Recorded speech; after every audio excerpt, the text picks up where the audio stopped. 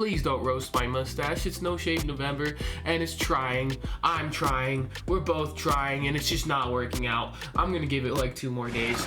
Now, previously, we watched Predator Badlands last week, and with the raving reviews, I was like, hey, maybe I should check out Killer of Killers, because I usually forget streaming channels exist.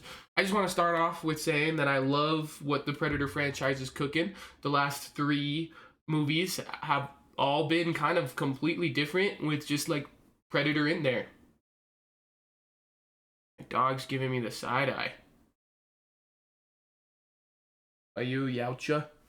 I think with the addition of Badlands, I think we could agree that the Predator franchise just has this unique ability and like unique feature to itself that it could just be more than a horror movie, more than a slasher, more than a family action sci-fi adventure movie. Like it's a periodic piece with sci-fi. It's now an alien sci-fi movie that is also weird, family, and kind of friendly now, and it's weird. It's cool. It just seems to me that this franchise has found a way just to make infinite movies and infinite money from these movies because they're all just so good.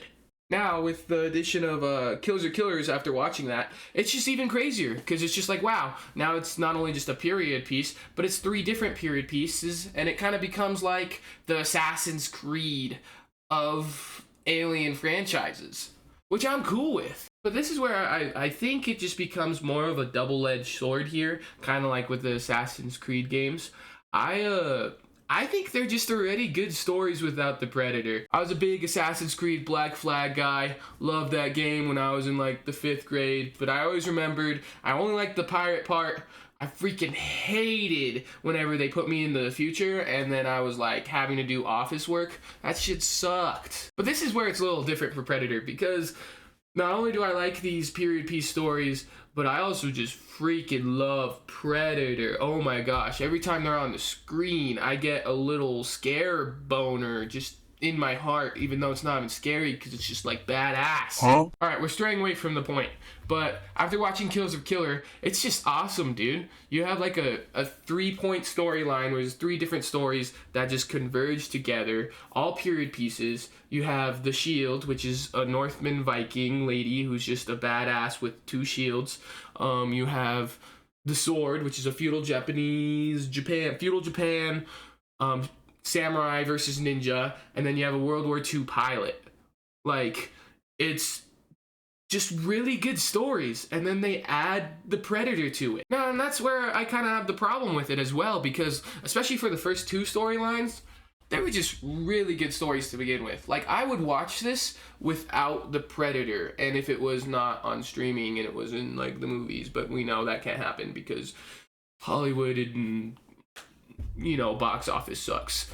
But I'm going on a tangent there. We're talking about how, like, the Shield and the Sword were both just really strong storylines, and then they decided to just have the Predator come out of the Fortnite bus and just third party a 1v1 duel kind of in both scenes, I guess, both stories.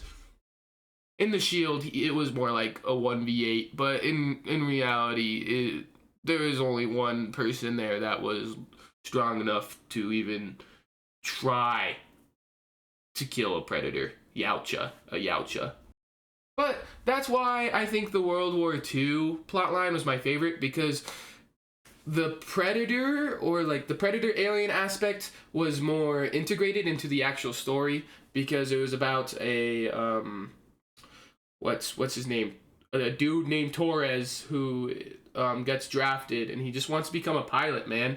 And they won't let him fly until he sees a weird tech thing destroy an engine, and then boom, it's actually a Yautja who got like a 7K kill streak on Call of Duty and gets their helicopter flight in, and they just destroying pilots just for the fun of it. And it's really cool because it's just like, boom, World War II story with integrated Predator plot, rather than just the Predator comes in and just absolutely folds and decimates 90% of the characters until you have the final killer. Which, for plot reasons, after the kind of fourth and final act there, makes sense because, you know, the whole point is killers of killers. They're gonna steal all the killers who killed the Yautjas and then kind of give them a battle royale there. And that's why I kind of have a mixed reaction when it comes to Killers of Killers, because it would have been a good movie if it didn't have to deal with Predator to begin with. Technically, it would have been really good 3 short films. I mean, 2 of them would be good without Predator. The third one is kind of necessary, like I was saying. But it's also just really good with Predator in it. So I'm just a little like I'm at a crossroads when it comes to like actually wondering if I really liked it or not. And you know what? Maybe that's the code they cracked. You know, maybe they decided, hey, let's put good storylines first and let's use the Predator as a franchise in order to promote these good stories and to sell toys and products. And that way, us as an audience could get sick, cool, unique, interesting stories and still getting the Predator out of it while it just being a good movie as is. And then you have Badlands, which is just a kind of a Star Wars reskin of Mandalorian and Grogu, and I'll die on my hill on that, dude. Every time I think about it, I'm like, wow, dude's a little weird with androids. Bud, Grogu, Deck, off-putting, weird cult protagonists. It just like, come on, like but. And then I don't even want to get into Prey because I had my own problems with that, so I kind of refused to watch it. I just didn't think it was very fun. It was kind of boring. It was very beautiful, but I just thought it was boring. I'm just wondering if the Predator franchise could keep doing what it's doing. I mean, I think it could afford to after Badlands, but I'm wondering if other franchises could take away from the fact that they're experimenting so much with different types of genres. I mean, Killers of Killers was even animated, man. Like that's sick.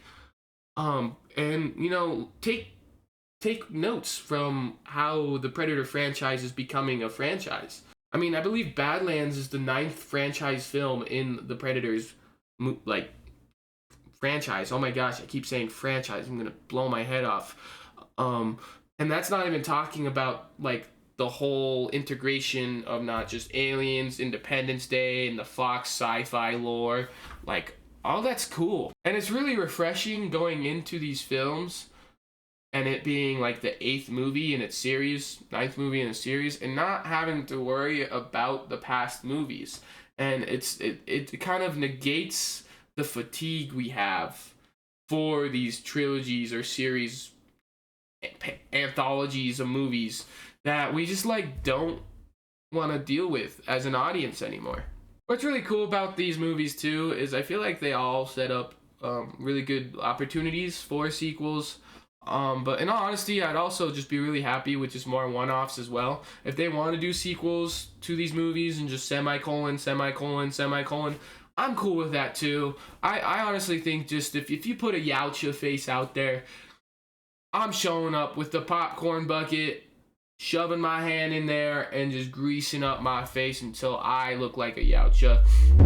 When it comes to comparing Badlands and Killers of Killers, I think I would probably I'd give Killers of Killers a little bit more of an edge just because it doesn't have the PG-13 limit. And it was just like bloody.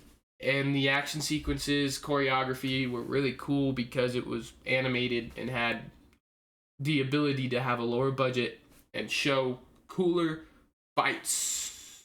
And yeah, I think that's all I'm gonna say about this. Yeah. Thank you for watching, guys. And I'll catch you next time, probably.